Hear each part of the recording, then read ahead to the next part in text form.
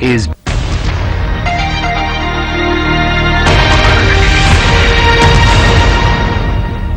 business and financial news from across the subcontinent now on BBC World. In India, Business Report.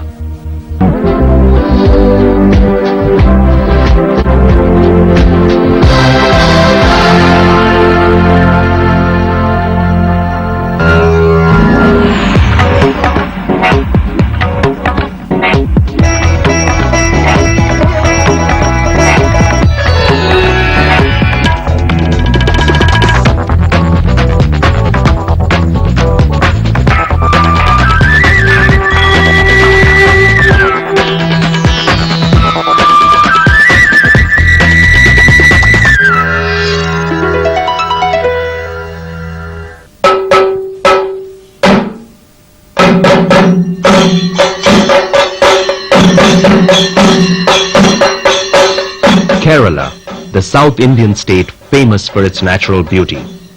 400 kilometers from state capital Thiruvananthapuram is the town of Kottakkal, where a traditional Kathakali performance is in progress. It's a solo act episode from the Hindu epic Ramayana. The dancer, playing Lord Hanuman, describes the great battle. Lord Ram's brother Lakshman is seriously wounded, and Hanuman is sent to look for the miracle herb Sanjeevani. Hanuman has no medical training to identify the herb and carries the whole mountain to the battlefield and saves the day.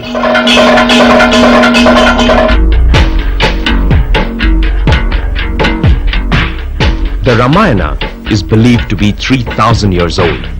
Of similar vintage is the comprehensive system of medicine that codified the use of curative herbs like the Sanjeevani. It's called Ayurveda, the science of life. Dr. Indira Balachandran is a scientist who has been studying and documenting medicinal plants for 20 years. About 600 medicinal plants are mentioned in Ayurvedic texts, and all their details like, Rasa, Guna, Virya, Vibhaga, Prabhava, etc. That is the properties according to Ayurvedic people, and also description about these plants in Sanskrit slokas, and description and the therapeutic properties. One institution has been working to preserve and popularize Ayurveda for more than a century now. It grows its own medicinal plants and produces over 500 different types of drugs that generate a turnover of 85 crore rupees, or just under $19 million a year. It also treats over 800,000 patients in its hospitals across India and earns 5 crore rupees, or just over $1 million a year. It's a private charitable trust called Aryavadyashala. Aryavadyashala is headquartered in Kottakkal, a town in the South Indian state of Kerala. It was set up in 1902 by Ayurvedic physician Dr. P.S. Warrior. At that time, people were turning away from Ayurveda. Dr. K.K. Warrior, a relative who has also been practicing Ayurvedic medicine for almost 6 decades, remembers.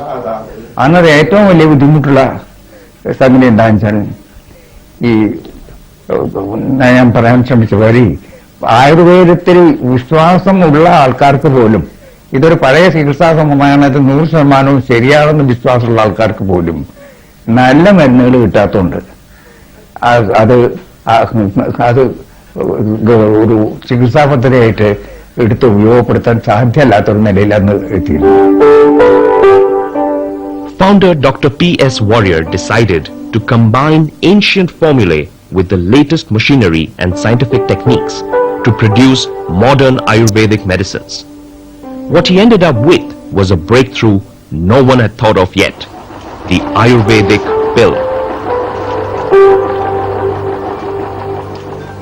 This is for the first time Ayurvedic medicines are available in a bottle condition. First time ready-made. You walk into the physician's room and he gives you the medicine after examining you. That was not available in the past. That has completely revolutionized the healthcare system itself. In its first year, Ayurvedashala made a small beginning with medicine sales over just 1,000 rupees or $22 in today's terms. But almost all of this was through founder Warrior's own clinical practice. Other Ayurvedic doctors still preferred to make their own medicines. Dr. Warrior felt the need to introduce Ayurvedic doctors to Western allopathic medicine. He published a book on modern anatomy for his contemporaries, another first for Ayurveda. Dr. P.K. Warrior, the founder's nephew and managing trustee of Ayurvedashala, explains. When he studied both, he understood that basically this is more scientific, this is Shastra Ayurveda. But there are something to be developed in it. Especially this anatomically, the development is a little bit less. There is, but it is not up to the mark. While his unconventional methods earned him a growing following among patients, his contemporaries continued to ignore his efforts to modernize Ayurveda. Dr. Warrior needed more doctors at the clinic and decided that he would have to train his own. The Ayurveda Pathshala was set up in 1917 and later became the Ayurveda College at Kottakkal. അപ്പോൾ P S Warrier പറഞ്ഞത് എന്താണെന്ന് വെച്ചാൽ കാലാനുസൃതമായിട്ട് പരിഷ്കരിച്ചിട്ടുള്ള വിദ്യാഭ്യാസമാണ്. അത് anatomy, physiology ഇങ്ങനെയുള്ള കാര്യങ്ങളൊക്കെ ഉൾപ്പെടുത്തി, അതുപോലെ തന്നെ പുതിയ വൈദ്യത്തോടുള്ള പരിചയം വേണം. ഇത് രണ്ടും കൂടിയിട്ടൊരു സിന്തസൈസ് ചെയ്യാൻ ചാൻസ് ഉണ്ടാക്കുന്ന ഒരു വിദ്യാഭ്യാസ സിസ്റ്റം വരുത്തണം എന്നുള്ളതായിരുന്നു അദ്ദേഹത്തിന്റെ vision. Correct വിഷനുമായിരുന്നു.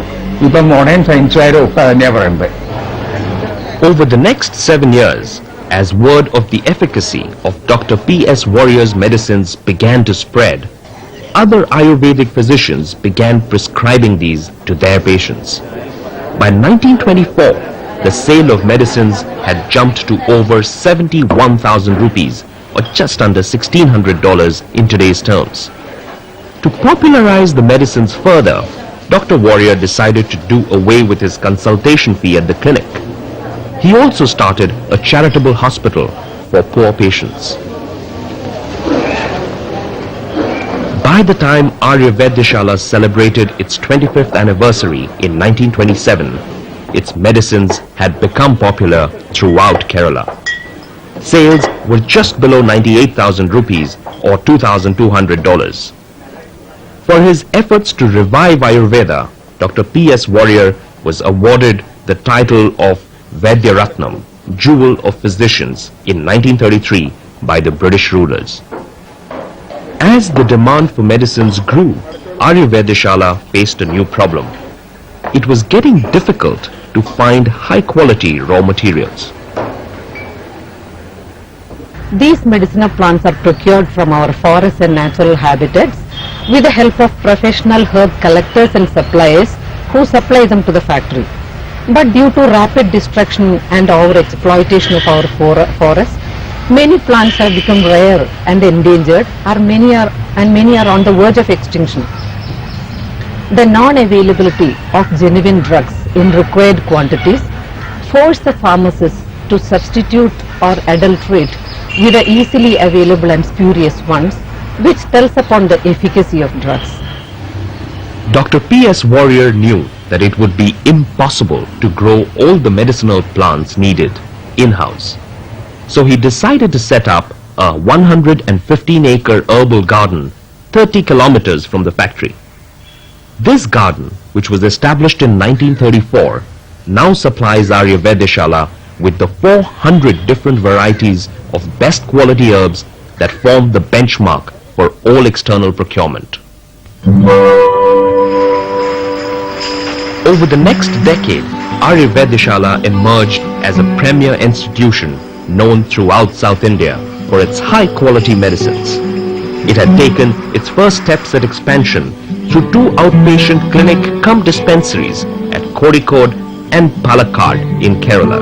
In 1944, Dr. P.S. Warrior passed away. Observers were worried that the institution would lose direction. Some even felt the charitable aspect of the Shala could be in danger. But they were in for a surprise.